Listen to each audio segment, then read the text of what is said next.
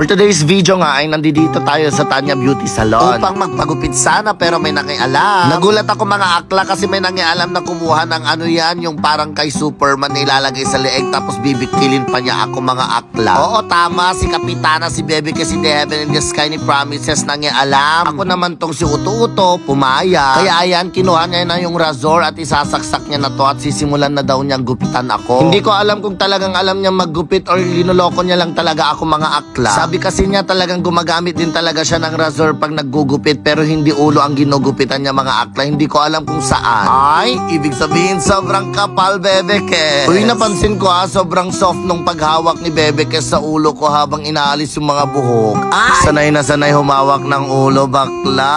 After niya mabawasan sa harap, pinatalikod naman niya ako mga akla tapos pinaharap ulit. Hindi ko alam kung anong ginagawa niya sa akin. Dito na nga sa part na to mga akla, tinatawanan niya na yung gupit niya sa akin tapos ang gagawin pa niya o binabali pa niya yung ulo ko. Ako pa talaga na nagpapagupit yung nag-a-adjust mga akla. Hindi na nga talaga kaya ng powers ni Bebe kasi in the Heaven in the Sky ni Promises. Kaya naman to the back up and to the rescue naman ang napakagandang Susan eh. Bale sa part na to ay si Susan na ngayong naggupit sa akin. Oy mga akla, para sa lahat ng mga gustong magpaayos ng buhok, bumisita kayo sa Tanya Beauty Salon. Magmamayari nga pala ito ng pinsan ko na si Ate Tanya. O diba? Tonyang and Tanya. Hindi nagkakalayo diba? Pero habang ginugupitan ako ni Susan, excited na ako sa magiging reaction ni Kapitana. Makita yung reaction ni Ansha, may tuturo muna ako sa inyo. Halika dali, ayan ito yung PHL boss. I-click nyo lang yung link dun sa comment box.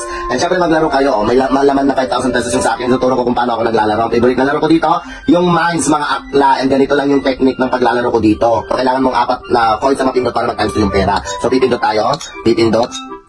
Cash out. Yung 500 mo, instant naging 1,000. So yung pera mo maging 5,500. Napatungan na ng 500. So mag-try ulit tayo. Itaturo ko sa inyo yung technique natin. Oh, naging 6,000 na yung pera ko instant. Napakadali. Try natin ulit. Try natin kung matalo tayo. Okay, 6,500 na yung pera. Di ba napakadali?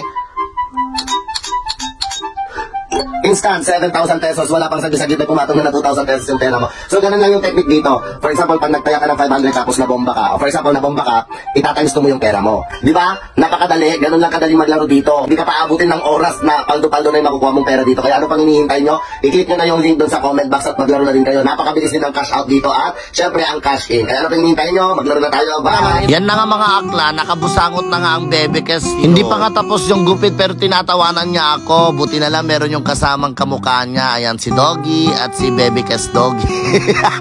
Nung natapos na nga yung gupit sa akin mga akla, lumapit na ako kay Bebe Kes at ito yung reaction niya. O diba? Kahit anong gupit sa akin mga akla, bagay yan. Ganda ka no?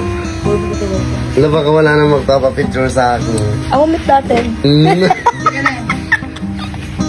Hindi na nga nagtagal after kung magpagupit mga akla ay umuwi na kami dahil may lalakarin pa kami sa mga oras na ito. O siya, dito na nagtatapos itong vlog ko na to. Huwag nyo kalimutang mag-like, follow, and share. Pangit. Hi, bye-bye.